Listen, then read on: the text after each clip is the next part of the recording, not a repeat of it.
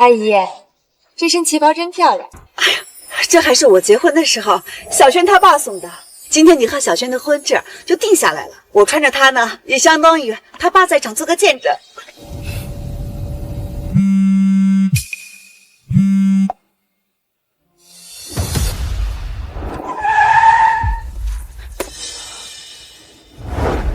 我这边有点急事儿，阿轩，你跟阿姨打车过去可以吗？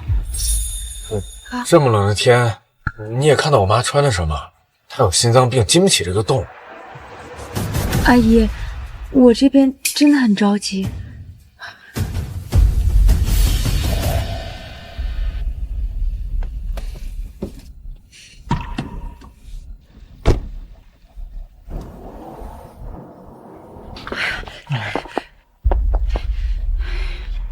小轩，你和木离马上就要结婚了，凡事都要以木离为主。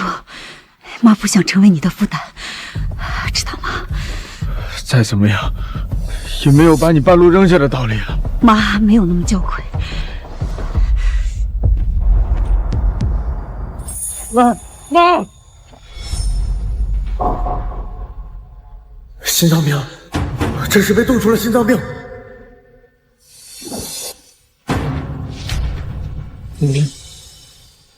你接电话呀！车上有急救设备，你回来马上还有救。您拨叫的是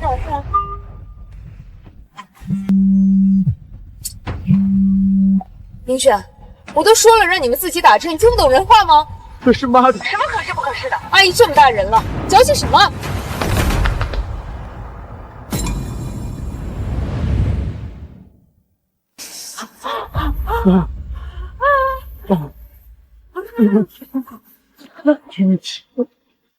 对不起，小轩，妈妈，我是为你，你和茉莉一定要妈，你别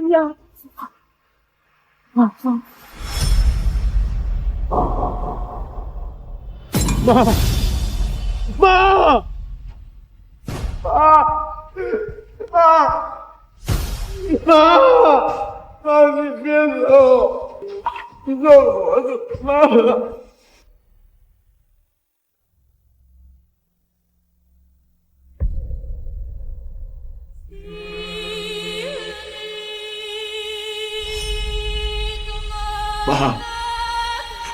妈，对不起，对不起，这儿子不好。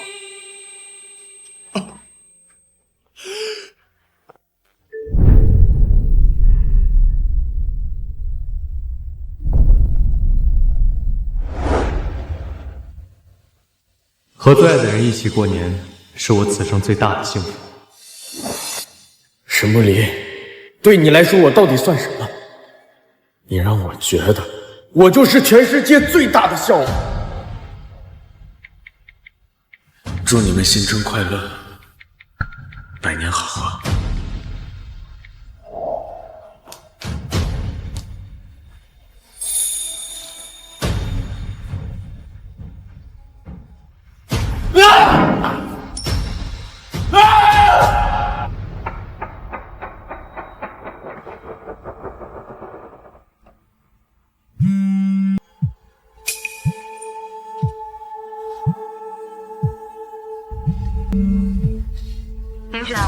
你在朋友圈阴阳怪气些什么话？你知不知道，因为你要来吃年夜饭，颜值强忍着胃疼，给你做了阿姨最爱吃的锅包肉。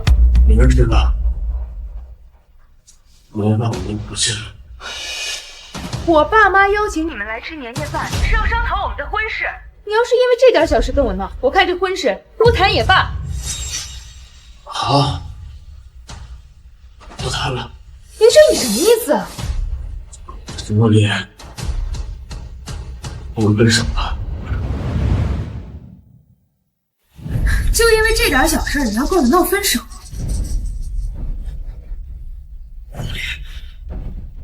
我肚子有点疼，不能先做。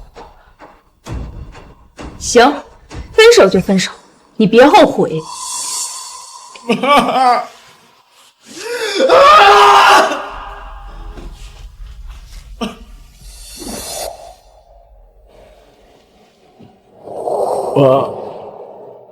不起，如果我当初再坚持一点的话，你就不会。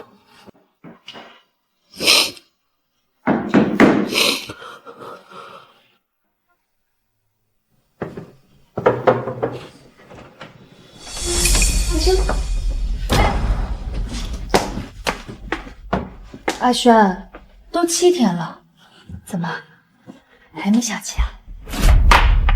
我们已经分手了。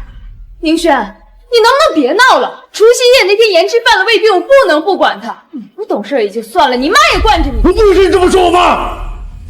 你简直无理取闹！你知不知道我爸妈为了准备年夜饭准备了多长时间？要不是言之极力解释，咱们两个的婚事早就黄了。7天以后，咱俩的订婚宴，这可是言之极力争取来的。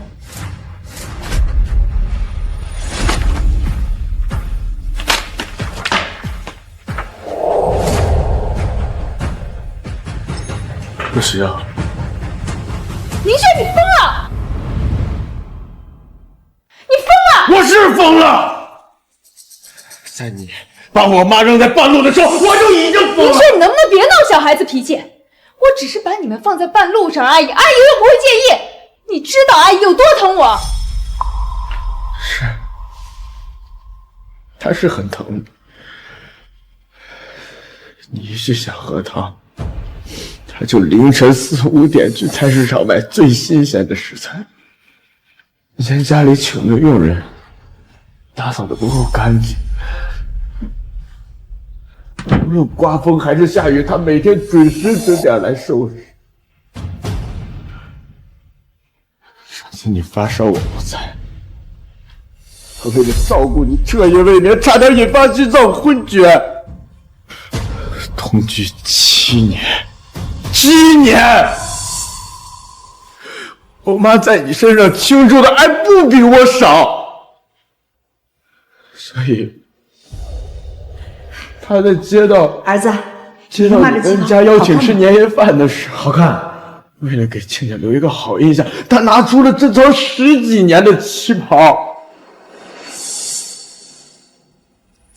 妈没有那么娇贵。你呢？啊？你怎么做的？妈！你为了顾言之，不顾一切把他扔在路边，这才导致他。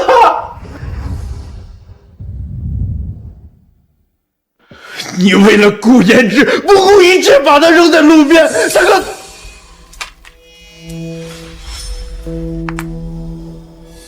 什么？言之喝醉了，还醉倒在路边？好，我马上过来。阿轩，我只是把言之当做弟弟，我爱的人只有你。我现在有急事得出去一趟，7天以后是咱们的订婚宴，你好好准备。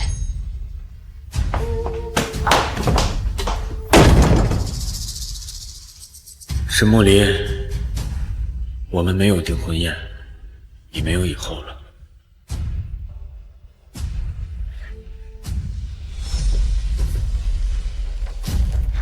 母亲生前最大的愿望就是去趟普罗旺斯。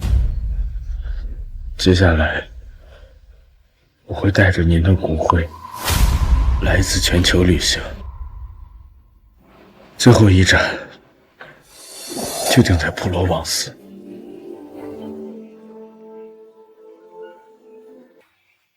宁先生，6天后是公司的新品发布会，需要您上台讲解一下您带领团队研发成的新品。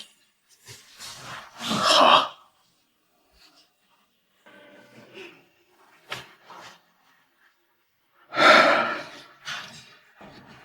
毕竟是我多年的心血，也算是我临走前跟同事道个别吧。下面有请我们的新品讲解人上台。宁轩，你不用上去了，这次演讲我安排了言之。顾言之，他有什么资格上去？各位来宾，我代表沈氏集团欢迎你们到。下面由我来为大家介绍我们本次的新品。沈总，明明宁总才是项目的总负责人，为什么让你的助理上品？是啊，宁总在这个新品上付出了无数心血，没有人比他更有资格上台。宁轩已经是业内巨擘，不需要这些华而不实的名声。但是言之不一样，他是新人，比宁轩更需要这些资历。既然都已经安排好了，为什么要通知我来参加发布会？你之前一直跟我闹脾气，打你电话你也不接，今天叫你过来是想问你，明天的订婚宴你准备好没有？订婚？你连我这么多年的心血都给了顾言之，你还有脸跟我提订婚？宁轩，我都跟你说了多少次了，我只是把言之当做弟弟，你能不能不要在这无理取闹了？再说，你敢不跟我订婚，你妈那儿都说不过去。我妈？你还记得我妈呀？我怎么可能把阿姨忘了？哎，对了，为什么阿姨最近手机一直是关机状态？从你为了顾言之把她扔在半路开始，她就永远不会接你电话了。你什么意思？哦，你妈就因为我除夕夜把她放到半路就生气了？我还以为阿姨不是那么小肚鸡肠，现在看来跟你我不允许你这么说我妈。宁轩，你打我！宁总，谢谢你给我这次机会。言之，没外人的时候，不用叫得那么正式。好。茉莉，你脸怎么红了？还不吃呗？宁轩。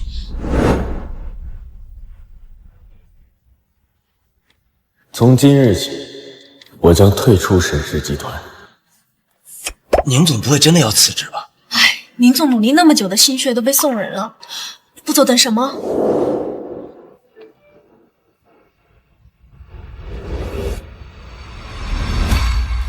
皮头痕迹这么明显，真把我当傻子。无所谓。宁总发微博说要退出沈氏集团，如果没有宁总的技术支持，新品接下来销量不知道会有多惨淡。快看股票，原本疯涨的沈氏股票现在开始跌停了。宁轩，你为什么要发那条微博？知道给公司造成了多大损失吗？顾助理不是说了吗？他才是新品负责人，有他在，我离不离开有什么关系？宁轩，你能不能别这么任性？不好了，沈总，顾言之要跳楼自杀。你说什么？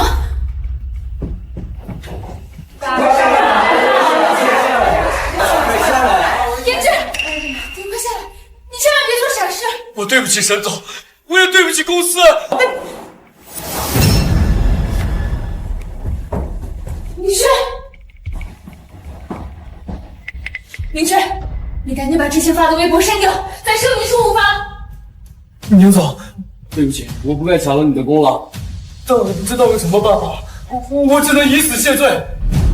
哎，别，宁轩。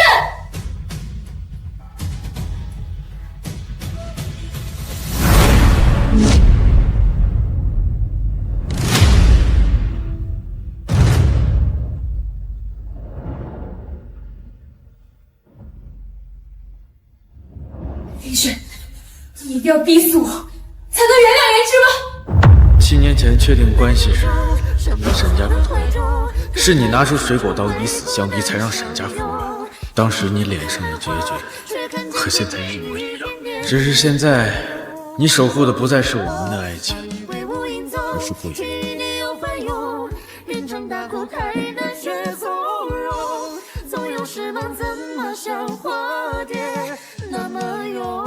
微博已经删了，满意了吗？满意了吗？言之，他已经把微博删掉了，你快下来！快下来吧！下来！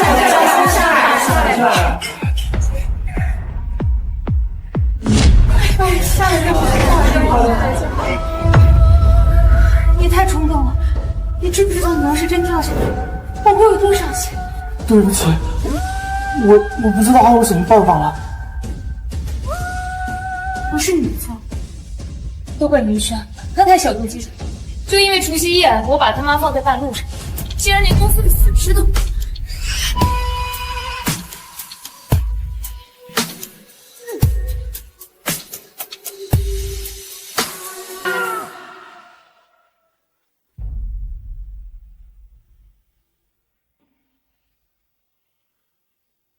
这个，你昨天让我查的资料都在这儿了。辛苦了。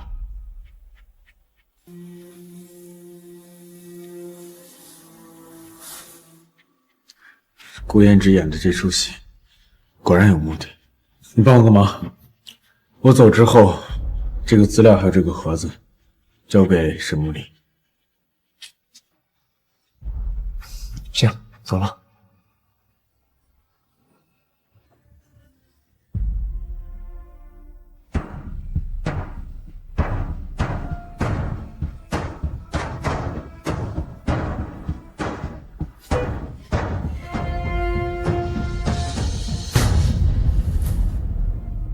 欢迎大家在百忙之中来参加小女木林和女婿林轩的订婚宴，欢迎大家！一个订婚宴包下了海城唯一的6星级酒店，沈总大气。那也是他们沈家的这位女婿值的呀，因为他研发的新品，现在沈氏的股票可是在持续暴涨啊。当初你选择跟宁轩在一起，我和你爸呀还不同意。现在看来，还是我闺女眼光好。阿轩，今天这么多人来见证我们的幸福，待会儿你和阿姨看到了，一定会很开心的吧？木林，宁轩怎么还没来？这么重要的场合迟到，他到底有没有把你放在心上？对呀，阿轩和亲家怎么还没来啊？帮我打个电话问问。您好，您拨打的电话暂时无法接通。打不通。除夕夜那天缺席也就算了，今天竟然也敢迟到。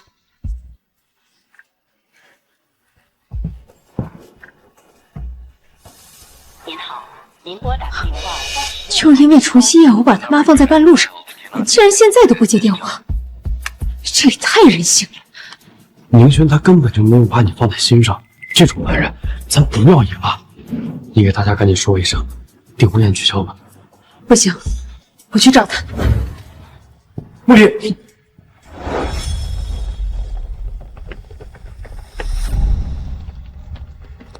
沈木林，如果你要去找宁轩的话，那你不用去了。不用去了，就因为我把他妈放在半路，就要跟我这么闹，真是好脸给多了，惯他的臭毛病。这是宁轩托我交给你的东西，他还让我告诉你，他已经彻底离开你了。彻底离开我？他跟我在一起7年，舍得吗？他妈也真是的，看宁轩闹成这样，也不知道劝着呀。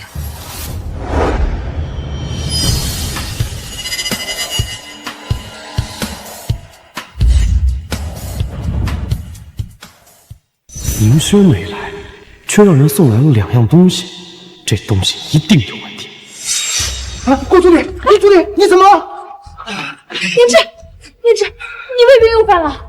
木林，念之，来，送他去医院。沈小姐，去医院之前，我想请你先看一下这份资料。滚开！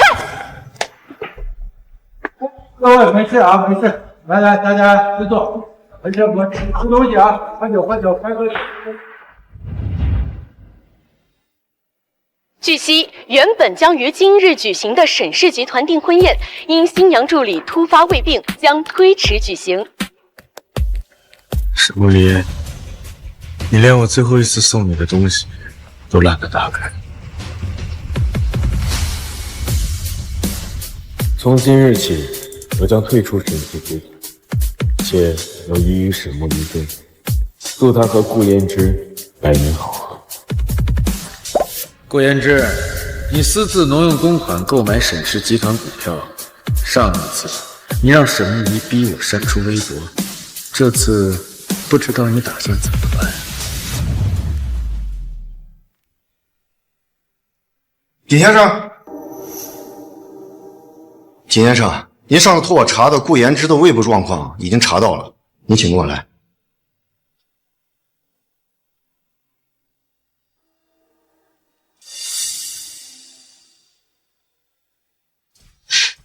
言之，你终于醒了。穆林，抱歉啊，今天你订婚还这么麻烦你。说什么傻话呢？任何事情都没有你的身体重要。你赶紧回去吧，要是宁轩发现你不在了，又误会我是故意的。他最近总是乱吃肥醋，今天我就留下来照顾你，不惯着他那冲动。真的？今天我就留下来照顾你，不惯着他那冲动。真的？这不太好吧？没什么不好的。我们在一起7年，他怎么可能说放下就放下？晾的几天，他自己也就灰溜溜的滚回来了。林轩呢？林轩在哪儿？爸，怎么了？我问你，你不是说昨天林轩宣布退出公司是和你闹脾气吗？你看看，这是什么？这是怎么回事？穆林，怎么了？宁轩为什么又发这种微博？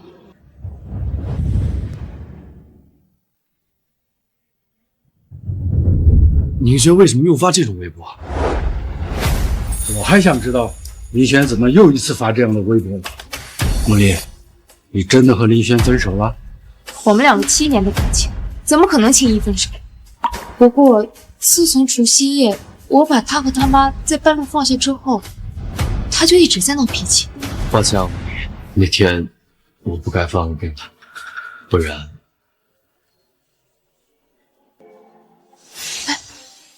胭脂，你没事吧？胭脂，是他太小气，跟你有什么关系？穆林，我去找宁轩，如果他能原谅我，我可以给他跪下道歉。胭脂，不是你的错，凭什么你给他道歉？你好好休息。可我不管是谁的错，你立刻把这个问题解决好。你知道自从他发了这个微博以后，沈氏的股价跌了多少吗？好，我来解决。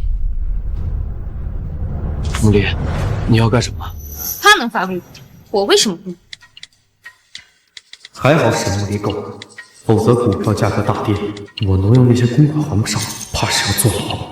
宁轩，我限你半小时内删除和我生气发出的微博，否则你就这辈子都不要出现在我面前。宁轩回复了，让他也不敢。怎么可能？沈木林，谢谢你从此不再打扰我的生活，我们永不再见。怎么会这样？我去找他。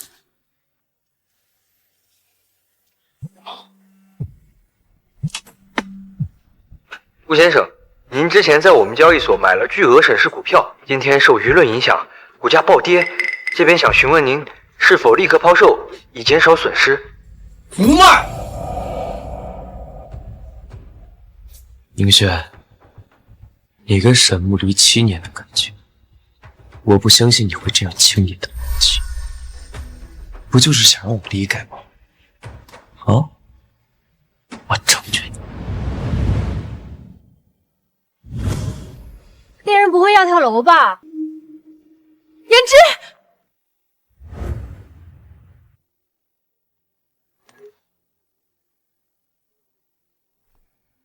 顾言之，我还以为你有什么新的办法能挽回股价，结果又是故技重施。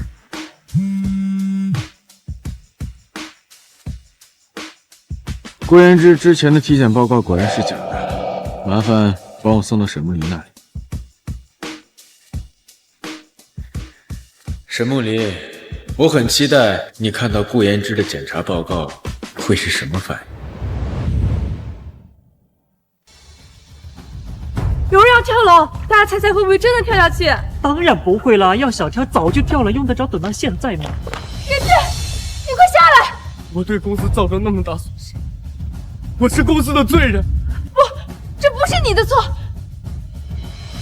宁轩，如果你能看到直播的话，请你相信我和穆离是清白的。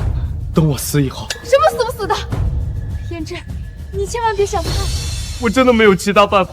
我对公司造成那么大损失，我只能以死谢罪。宁轩，你赶紧把微博删掉。要是胭脂出了什么事儿，我也一起从这里跳下去。田小姐，先别着急跳，我刚拿到顾言之的微博检查报告。胭脂每年都做体检，检查报告有什么？顾言之以前的检查报告都是假的，他根本就没有微博。你说什么？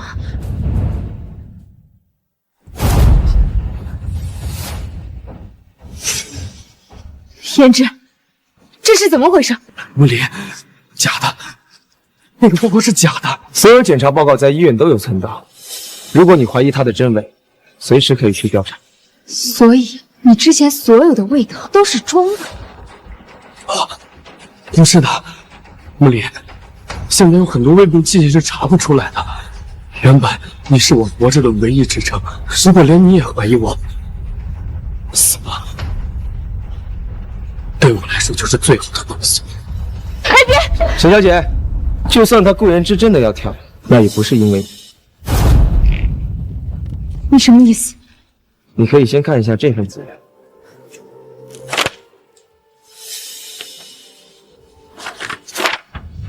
假的，穆离，那个资料是假的，是宁轩吃醋污蔑我的。你闭嘴！穆离，你怎么了？穆离，你要干什么？顾言之，你不是要跳人吗？你跳，你现在就跳！你到底在说什么呢？你跳啊！你为什么不跳？你不跳是吧？好，我帮你。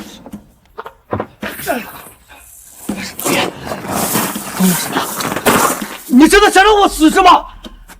你私自挪用公款，全部都用来买了沈氏集团的股票。我之前竟然真的信了你跳楼是因为愧疚。不可能吧？我做的很隐蔽吧？假的，这些都是假的，都是假的，假的！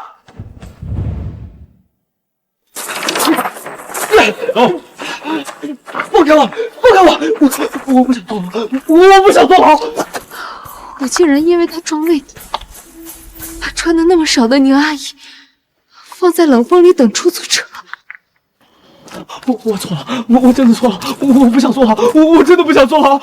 没那么严重，我们就带你回去做个笔录，最多批评教育一下。我陪你们走，我陪你们走。只是要跳楼，当然不会坐牢。但你私自挪用巨额公款，和进去采个10年以上的缝纫机，我看你是别想出来。他还涉嫌挪用公款，证据就在地上，刚刚被他撕了。不过没关系，很快我会再打印一份送到这里。静涵，我没得罪过你吧？你什么要这么搞我？是，你们拍了，拿了。宁轩在哪儿？他现在在哪儿？你现在相信宁轩了？昨天你为了顾言之拿刀逼他删微博的时候，你干嘛去了？我错了，我真的知道错了。你告诉我他在哪儿，我去找他和阿姨当面道歉。宁轩被你彻底伤透了心，他已经决定彻底离开你。不可能！我和他7年的感情，我不相信他说放下就能放下。就算他舍得，阿姨也不会同意的。他在哪儿？你告诉我他在哪儿？宁轩离开之前，并没有告诉我去哪儿。不过，他不是给了你一个白色的盒子吗？对，或许那里面有答案。盒子，他还给我留了个盒子。盒子呢？之前放在这儿的白色盒子呢？盒子，张姐，哎，经理，之前放在这儿的白色盒子呢？白盒子？对，之前就放在这儿了。哦，想起来了，里面有张纸，但是我不识字儿，我就当垃圾给扔了。扔了，扔哪儿了？垃圾桶啊！这堂堂沈氏集团大小姐，竟在这翻垃圾桶。对呀，怎么回事啊？这么好的盒子，竟然当垃圾扔掉，真是糟蹋东西！你确定是扔在这个垃圾桶了？确定啊，我就扔在那个里面了。马上查监控，我要知道那个白色盒子到底在哪儿。好，马上安排。沈总，这把刀吧。在哪儿？被一个客人给拿走了，我已经安排人去追了。好。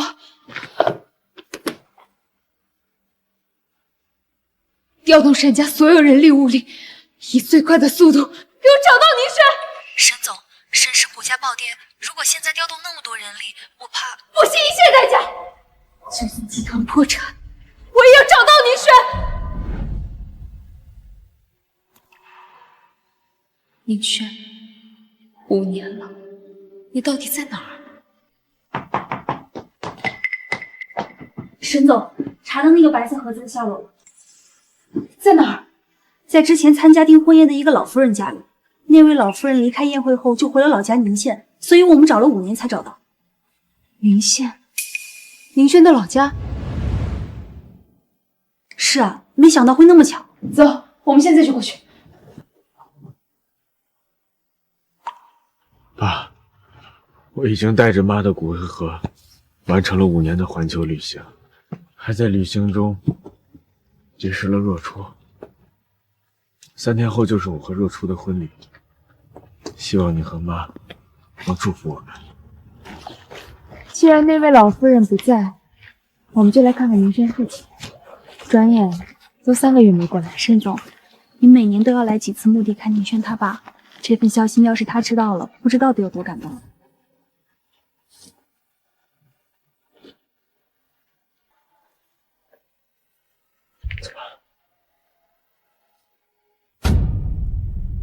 宁轩，宁轩，宁轩，沈梦林，我们5年前就已经结束了，请你自重。宁轩，当初拿刀逼你上微博，是我不对。顾言之已经进去了，我也知道错了。我苦等了你5年，你也该消气了吧？阿轩，这位是宁轩，你有新女朋友？是啊，我们已经在一起3年了。你好，我是阿轩的未婚妻，他之前跟我提起过你，今日一见，果然很漂亮。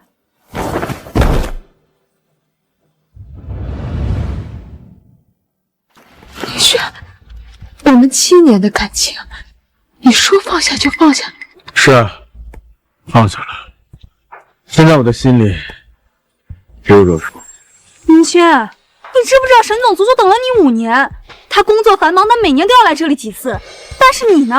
你不仅失踪了5年，竟然这么快就找到了新欢。我说过了，我们5年前就已经结束了。他愿意等是他的事，跟我有什么关系？宁轩，当初我被顾言之蒙骗，对你说了几句重话，你就要绝情到如此地步？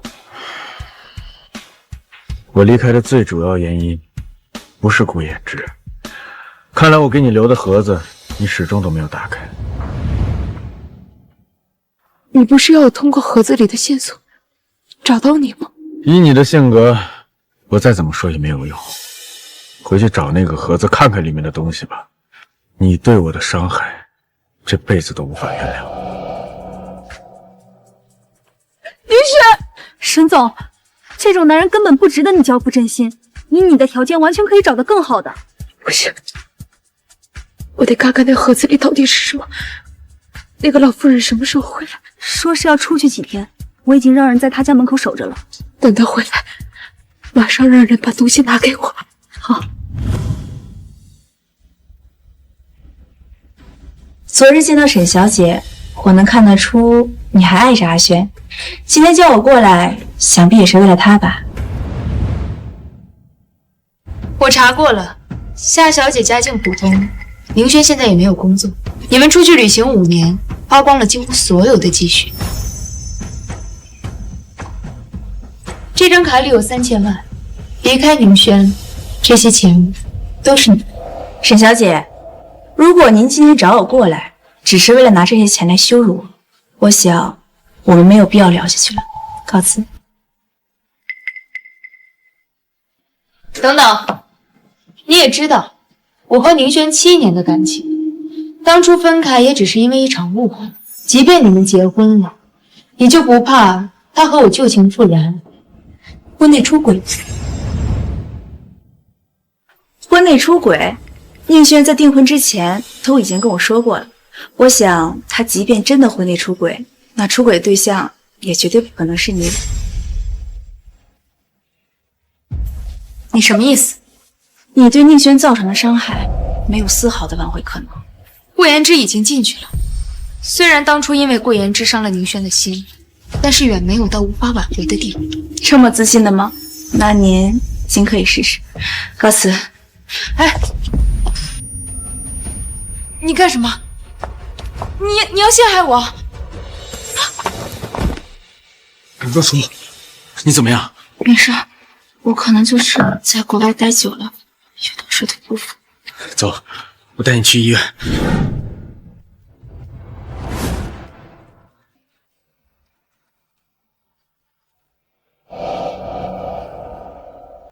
平时不语，非要在我面前演，真以为我看不出来你的小把戏？既然你这么自信，我就让你看看，我和宁轩7年的感情，不是你能轻易插足的。过几天带你全国旅游，度蜜月。我想去大理。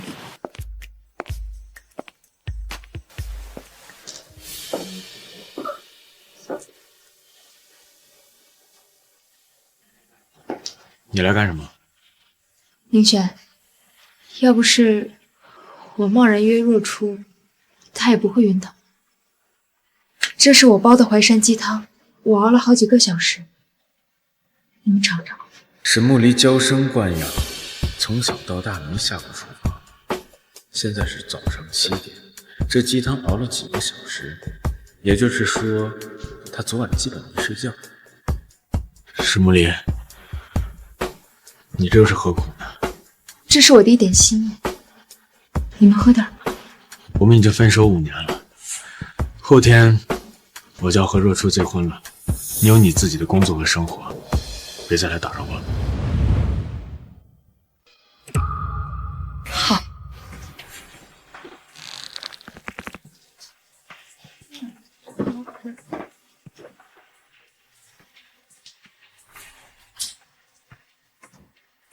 是你逼我的。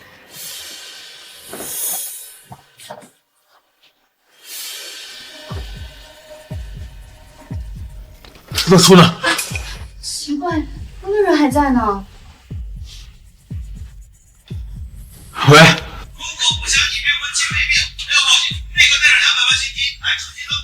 好，你不要伤害他，我马上带着钱过去。往前。喂，110吗？入书，站住，别动。宁轩，你有没有被发？为什么你紧张的人不是我？难道你心里就只有他？钱我已经带来了，你们不要伤害若初。上人。若初，别怕，很快就没事了。只要有你在，我不怕的。宁轩，你现在眼里就只有他吗？现在，我只爱若初。我不信。老大，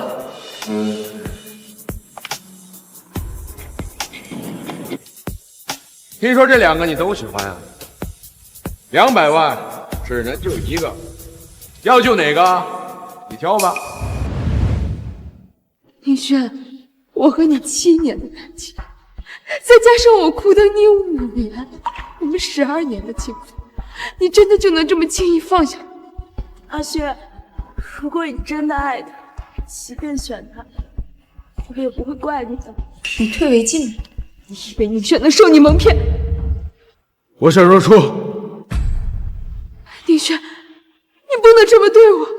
你确定要放弃他？一旦你放弃，他可不一定能活着离开。我确定。来人！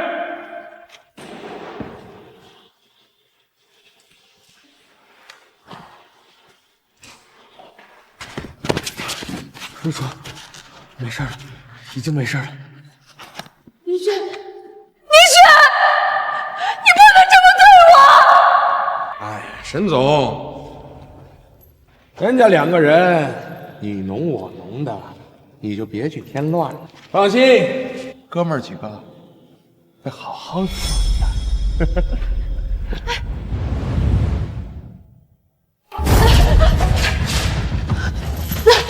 你们干什么？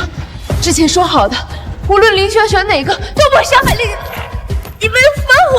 我们是说好了呀，可是哥儿几个还没开过荤呢。现在有你这个现成的，我们不开婚，你说是不是白帮你一趟啊？啊！不要给我！之前都说好了，事后会给你们500万，你不要钱了。钱我要，等我们爽完了，你让人把钱拿过来，不然我弄死你！放心，我们哥儿几个会好好照顾你的。来吧！放开我！放开我！放开我！他妈的，老子给你脸了！按着！敬酒不吃吃罚酒是吧？那就别怪老子不怜香惜玉了。放开我！救命啊！救命啊！把他丢下，真的没事吗？你们两个人一起背吧，哪有那么小的事？放心吧，那些人不会伤害你。你也觉得他和绑匪是一伙？这不是很显而易见的事吗？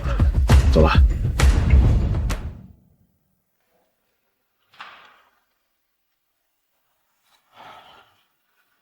打电话让人送1000万过来。没钱，你杀了我。你真当老子不敢杀了你啊！啊！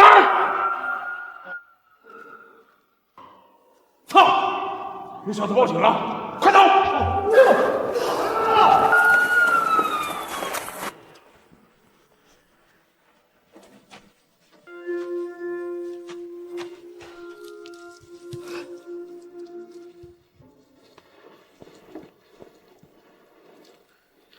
别怕，没事了。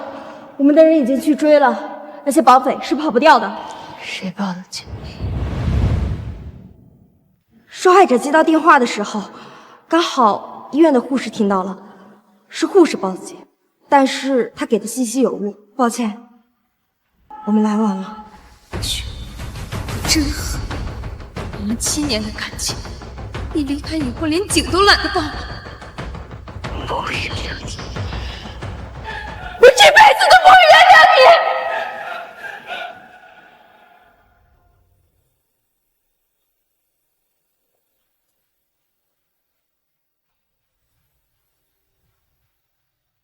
莫离，是你帮我办的家事吗？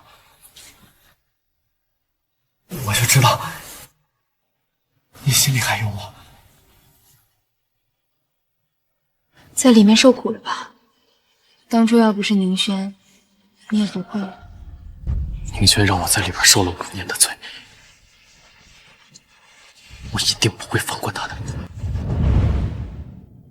莫离，我知道我现在已经配不上你了。如果你有需要什么帮忙的话，你跟我说，我一定会尽力帮你的。没什么需要的。这个车是给你的，一会儿我带你去给你准备的房子。莫离，谢谢你。咱们这么多年的感情，别说什么谢不谢。哦，对了，这是给你准备的房间。你对我真好，我现在想起来，当初我对你做的事儿，我简直就是猪狗不如，我不要脸，我……哎， 5年了，都过去。据悉，沈氏集团总裁沈木离昨日遭遇绑架，沈木离未婚夫宁轩得到消息后并未报警，导致沈木离遭遇数人侵犯。以下来看详细报道。新闻上说的都是真的。昨天被绑的除了我，还有他的未婚妻。绑匪让他2选1，他选了他未婚妻。我以为他出去以后会帮我报警，但是或许当初为了救你，伤了他的心。木离，我本来就不会放过宁轩，他现在又干出这种禽兽不如的事情，我一定不会让他好死。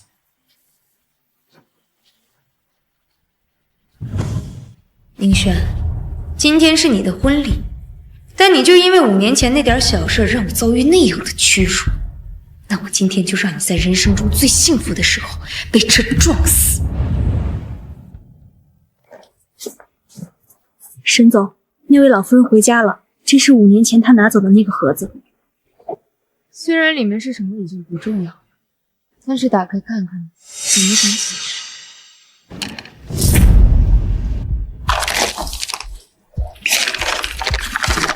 死亡证明，1月28日，死于心脏骤停。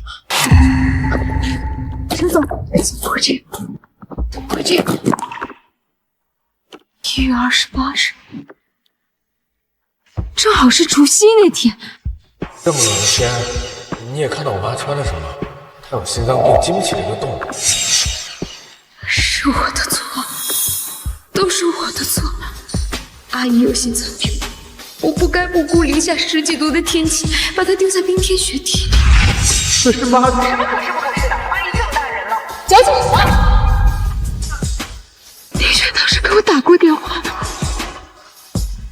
我竟然以为是阿姨心里不满，还说她矫情。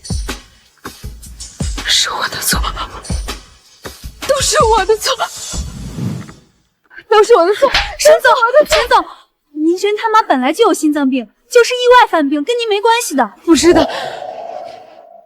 我这里有急救设备，如果当时我开车回去，阿姨可能就不会死。可是我当时把宁轩拉黑了，他当时有多绝望？是我害死了阿姨死了，我竟然还责怪宁轩晚宴失约，我简直不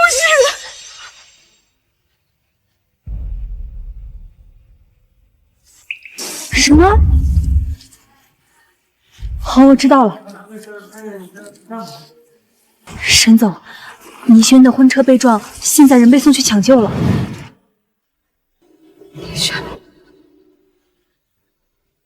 顾言之开车去撞宁轩了。医院，我要去医院。沈总，您现在状态不适合自己开车，我送您去吧。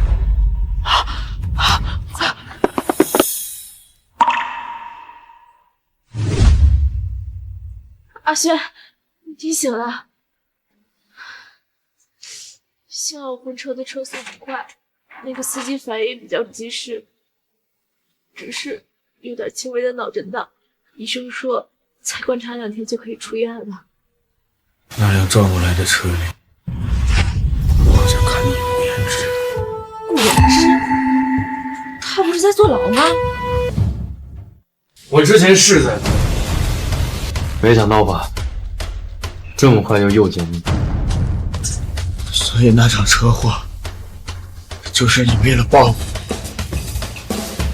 不然呢？如果不是你派人调查我，就不会有人发现我挪用文物，我也不用坐5年的牢。你甚至还伤害宁轩，该死！到底要干什么？干什么？当然是来杀你的。既然你护着他，就一起去死吧！不要！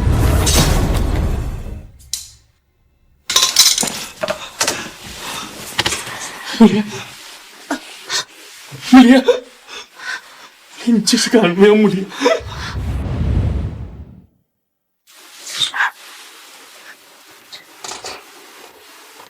穆离，穆离，穆离！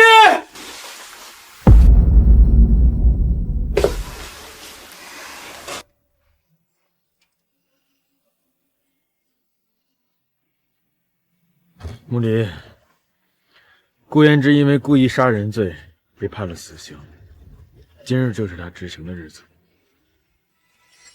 海轩，如果我没有出现在你身边，你会选择沈木离吗？不会。为什么？因为从我母亲去世的那一天起，我对沈木离的爱就已经永远封存了。